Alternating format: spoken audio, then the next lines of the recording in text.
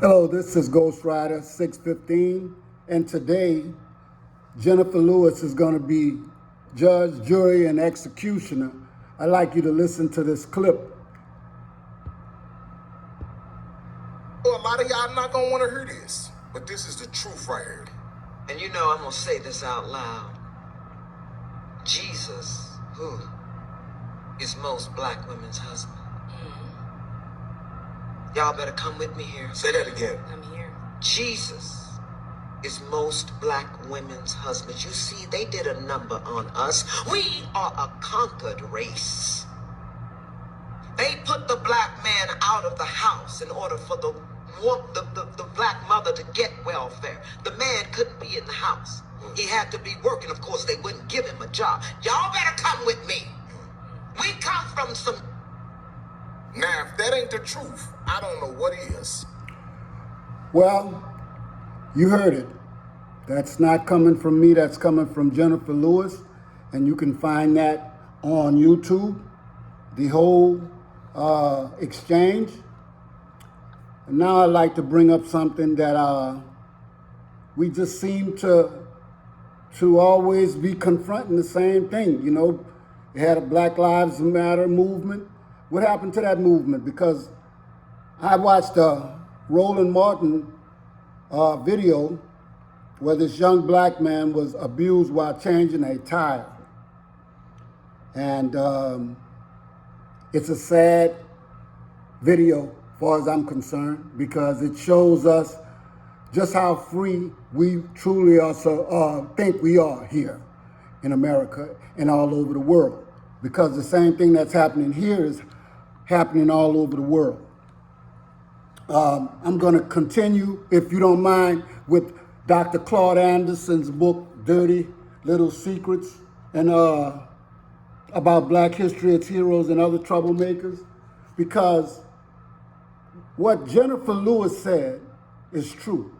And I'm going to show you and read something to you, and it will actually not only parrot what they say here about black slaves parroting elected officials, but it's going to parrot what kind of life that we are living here in America today. You just have to exchange, you know, slave with black American or black Indian or whatever you want to do with that, okay? But here's the real deal. Until the early 18th century, free blacks in the South had little more freedom or opportunity than slaves in the North.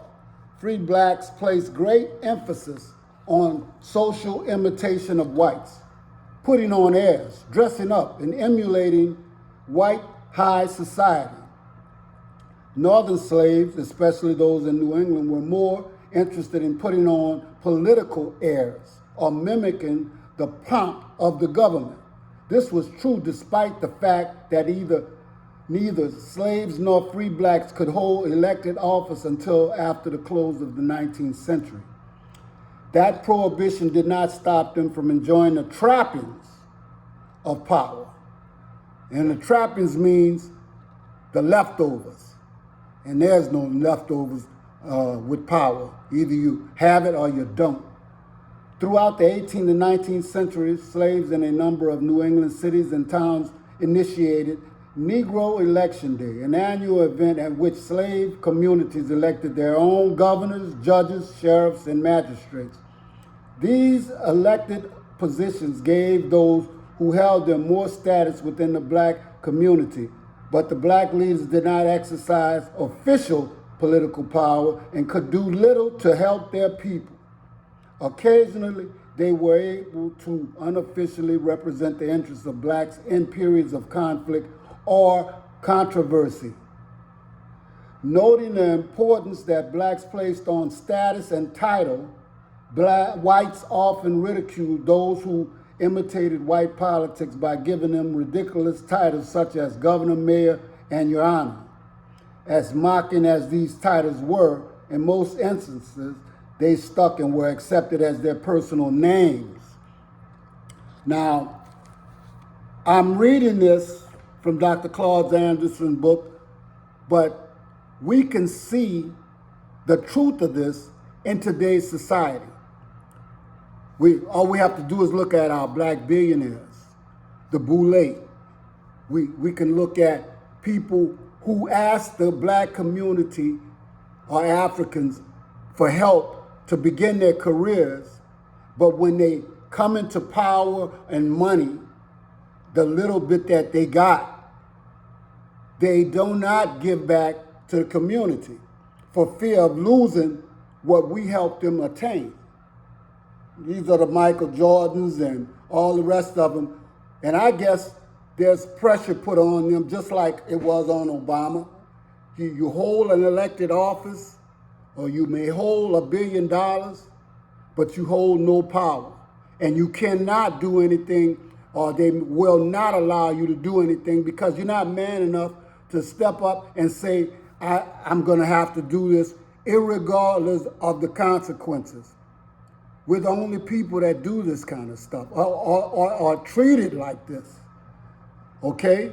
Most people unite in order to give their community and their people some power so that they can access, wealth of other countries or of America or what have you. Denzel Washington made an important statement, and it says, don't be a prisoner of your past. It was a lesson, not a life sentence. And he was so right. It was a lesson, and it is still a lesson.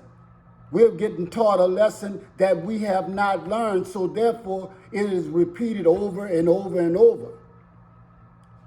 Aren't you sick and tired of being sick and tired? I'm not here to win friends, and I'm not here to create enemies. But I am here to talk about things that I see that my spirit will not let me rest. So I might as well get it out, okay? And so the UN is off actually looking into this reparations, suit, or the fact that the world needs to pay reparations to black people. I'm going to say this before I get off here. You're right. They do need to pay reparations. But I keep telling you, reparations, you can put that on the side. Give us the 40 acres and a mule, okay? The 40 acres and a mule, give us back the money you stole out of Freedman's Bureau or bank, okay? Pay us for the 200 and some years of free labor and the labor that we created for you. Pay us for the intellectual property that you stole. You talk about reparations, I talk about righteousness. I talk about something owed to us, not because you want to give it to us out of the goodness of your heart.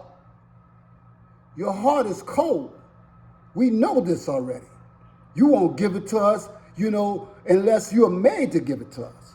But we act like we don't want to insist on it. And that right there disturbs me. But this is my 2 cents. And I'm telling you that most of us, we act, we don't act. We do not act. We sit down and we listen and we accept.